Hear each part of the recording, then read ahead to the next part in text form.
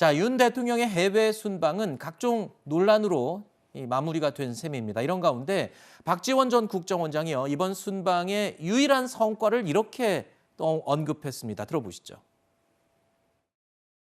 유일한 성과가 국민들이 가장 염려했던 김건희 여사의 무사고 순방. 이번에는 뭐 전용구에 누구도 안 태웠을 거고 목걸이도 안 하고 보석도 안 달고 지금 현재까지는 뭐 옷은 몇 번 바꿔 입었다고 하는데 같은 옷을 계속 입고 다니는 건 아니니까 그러한 것까지 그 김건희 여사를 탓해서는 안 된다.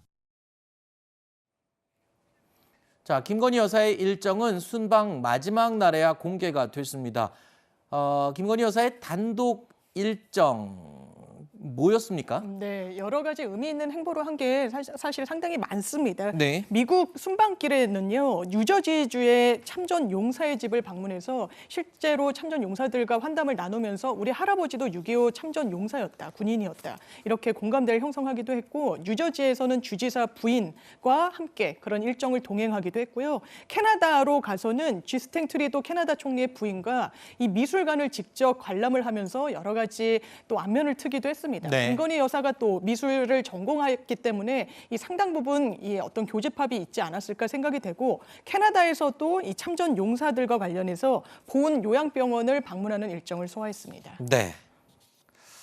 박지원 전 원장이야 약간의 비판적인 시각을 담아서 아마 얘기한 것이겠지만, 그래도 김건희 여사의 일정에는 뭐 무리가 없었고, 거기다가 더해서 이미지라든가 뭐 국격을 위한 행보로 이렇게 해석을 해도 되겠죠. 근데 다만 이런 일정을 좀 이례적으로 비공개로 한 부분이 또 기자들에게는 좀 논란이 되고 있는 것 같습니다. 네. 사실 의미 있는 행보를 하면 미리 취재를 할 수 있게 국내 취재진들에게 알리는 게 관례이긴 한데 네. 그렇지 않았던 게 뭔가 또 구설이 오르는 걸 사전에 좀 거르기 위한 의도 아니었겠느냐, 이런 목소리도 나오고 있습니다. 알리면 또 알린다고 뭐라 그럴까 봐 안 알린 거예요. 그럼요. 네. 그리고 또 예를 들면 이제 참전 용사의 집 같은 곳에 갈 때 아무래도 취재진이 같이 이렇게 웅성웅성 가게 되면 그렇죠.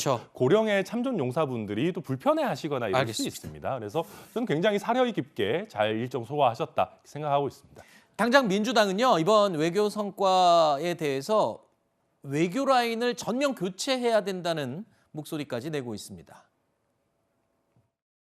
박진 외교부 장관, 김성한 국가안보실장은 경질하고 국민을 더더욱 혼란에 빠뜨린 대통령실 김은혜 홍보수석은 파면해야 합니다. 5박 7일간의 외교 순방 일정은 외교 참사라고밖에 달리 표현할 말을 찾지 못하겠습니다. 자, 민주당은 박진 외교부 장관의 해임 건의안을 발의하겠다라고 밝혔습니다만, 글쎄요, 지금 뭐 대통령실도 힘들고 국민의힘 내부도 지금 밖에 일 신경 쓸 상황이 아니지 않습니까? 네, 그렇습니다. 근데 지금 이런 상황에서 사실 민주당에서 어떤 구체적인 내용 없이 외교 라인 전부를 다 경질해라, 외교부 장관에 대해서는 심지어 해임 건의를 하겠다라고까지 하고 있어요. 근데 저는 이거는 온당한 자세가 아니라고 생각하고요. 뭐 예를 들면 조금 더 이번에 국감 시즌에서 이런 외교 라인 전반에 대한 국정감사를 통한 확인이라든지 생산적인 비판은 할 수 있겠지만, 뭐 모두 다 경질해라, 뭐 전부 다 해임 건의하자, 이런 것은 저는 책임 있는 제1야당의 자세가 아니다. 그냥 지나친 정치 공세다. 저는 뭐 그렇게 이해가 됩니다. 네.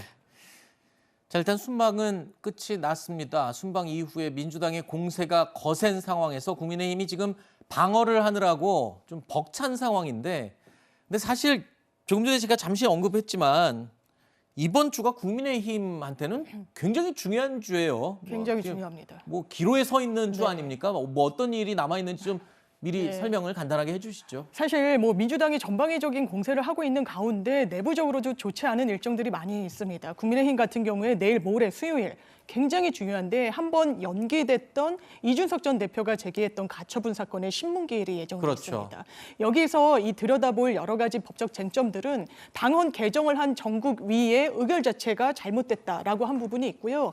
또 연장선상에서 이 정진석 비대위의 출범 자체가 잘못됐다라고 이야기를 하는 부분이 있습니다. 사실 이 부분과 관련해서 국민의힘 내부에서도 사실 이준석 전 대표의 손을 법원이 들여줄 가능성까지도 대비를 하고 있는 것 것 같습니다. 주호영 원내대표가 아마 신임 또 원내대표로 과거의 원내대표직을 역임했음에도 불구하고 다시 된 부분은 이게 법원이 다시 원점으로 돌리면 원내대표가 또 이 비대위 그리고 이 어떤 그 지도부를 직무 대행 형식으로 가져갈 수밖에 없는 부분이 있어서 네. 이런 사전포석이지 않을까. 상당히 중요한 기로에 놓인 이번 한 주가 되겠습니다. 알겠습니다.